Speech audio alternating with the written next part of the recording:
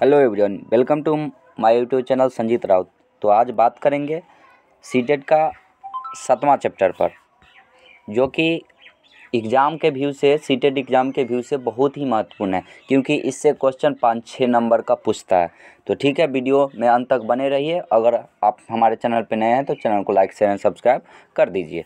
ठीक है, तो चलिए आज बात करेंगे बेसिकली बुद्धि निर्माण पर। सिर्फ आज बुद्धि निर्माण पर बात करेंगे और अगले वीडियो में हम बात करेंगे बहुआयामी बुद्धि पर। ठीक है, तो चलिए बढ़ते हैं, देखते हैं कि बुद्धि क्या होता है, इंटेलिजेंस क्या होता है। ये सब सारी चीज़ों के बारे में हम आज डिस्कस करेंगे। ठीक है, तो चलिए देखते हैं। कहता है कि सामान्यतः बुद्धि वह शक्ति है जो हमें समस्याओं का समाधान, सही बात है कि हम क्या बिना बुद्धि का कोई चीज़ को हम कोई भी समस्या को हल कर सकते हैं क्या? नहीं कर सकते हैं। तो बुद्धि एक ऐसा क्षमता है, एक ऐसा कौशल है, कह दीजिए कि एक ऐसा शक्ति है जो कि हमें किसी कार्य को करने की उत्प्रेरणा देता है, किसी कार्य को करने की क्षमता प्रदान करता है, शक्ति प्रदान करता है। ठीक है, चलिए आगे है। विभिन्न मनोवैज्ञानिक ने इसके बारे में विभिन्न बातें कहे। तो टर्मन कहते हैं कि बुद्धि कार्य करने का एक विधि है। बुद्धि क्या है? कार्य करने का एक विधि है।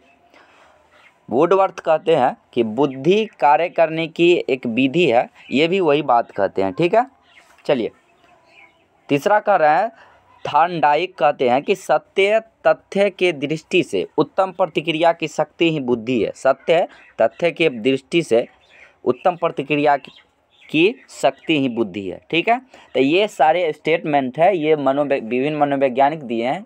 इसको आप ज़रा देख लेंगे, याद कर लेंगे। ठीक है, चलिए आगे बढ़ते हैं इसके सिद्धांत पर।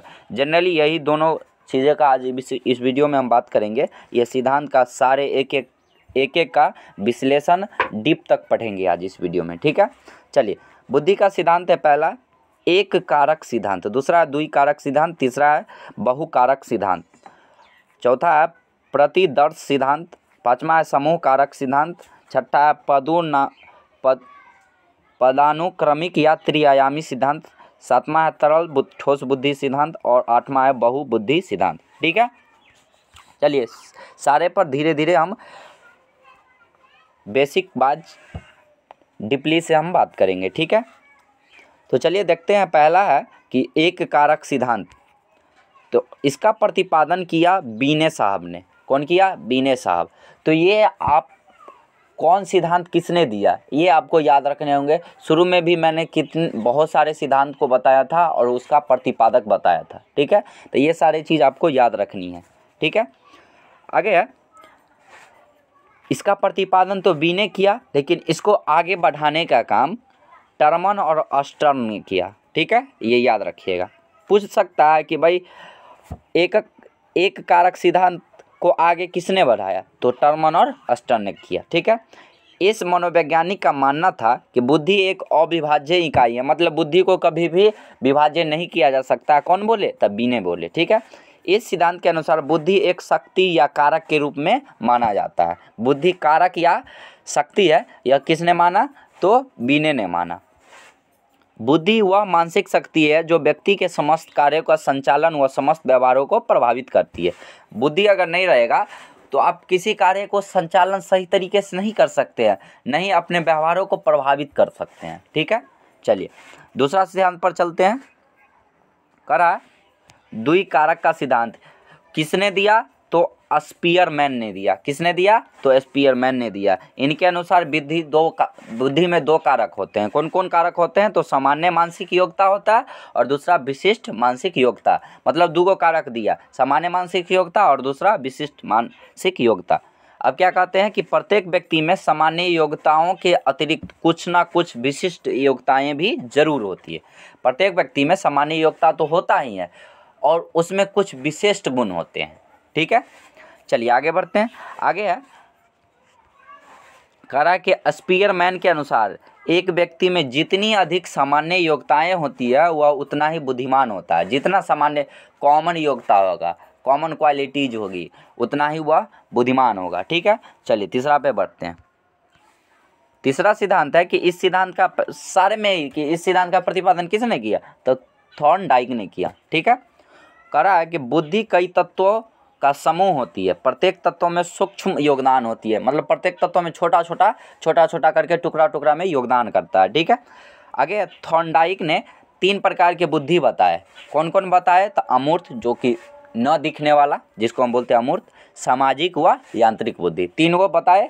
कौन कौन बताए? तो अमूर्त, सामाजिक व यांत्रिक बुद्धि। ठीक है, आगे है इसके अतिरिक्त 4 स्वतंत्र प्रतिमान बताए। स्तर, सीमा, क्षेत्र, गति। चारों है स्तर, सीमा, क्षेत्र, गति। ठीक है, चौथा देखते हैं।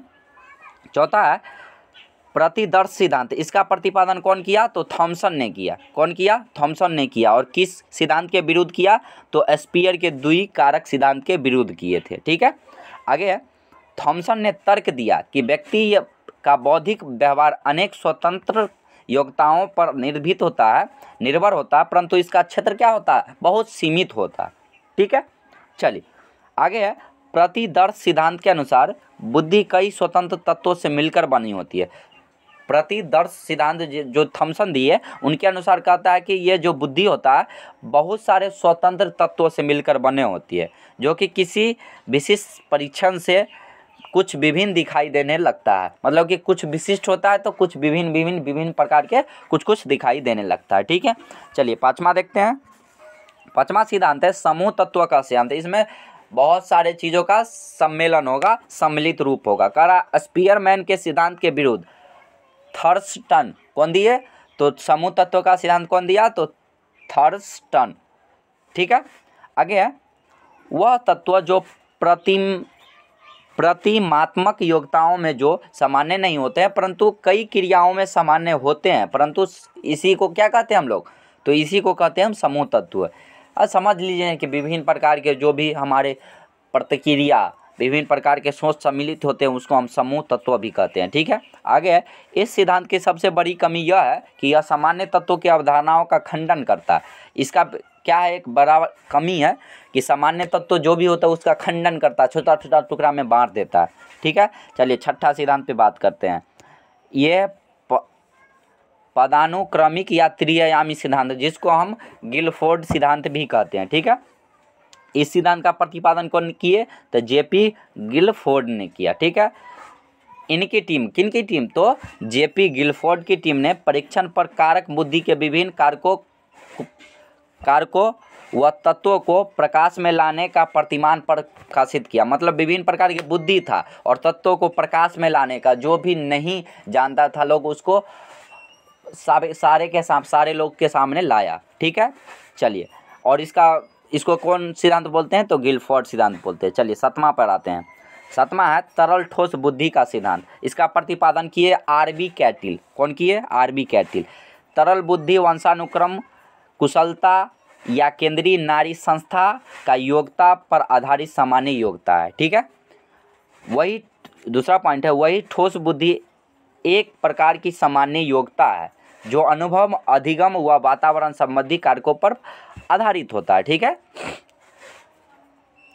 आज का लास्ट है सिद्धांत कि हार्वर्ड गार्डन 1983 ईस्वी में बुद्धि का एक नवीन सिद्धांत प्रतिपादित किया। कहने का मतलब बहुबुद्धि सिद्धांत का प्रतिपादन किसने किया? तो हार्वर्ड गार्डन ने किया। कब किया? तो 1983 ईस्वी में किया। ठीक है, इसी सिद्धांत के अंतर्गत 3 कारक पर बल दिया गया। इस सिद्धांत पर कितने कारक पर बल दिया गया? तो 3 कारक पर। वो कौन कौन से थे? तो बुद्धि का स्वरूप एकांकी ना होकर बहुकारकीय होता है। दूसरा, प्रत्येक बुद्धि एक दूसरे से स्वतंत्र होता है। और तीसरा, प्रत्येक व्यक्ति में विलक्षणी गुण होता है। विभिन्न प्रकार के विलक्षणी गुण होते हैं। ठीक है, तो चलिए अभी के लिए बस इतना ही। फिर मिलते हैं इस वीडियो के अगले पार्ट में। ठीक है।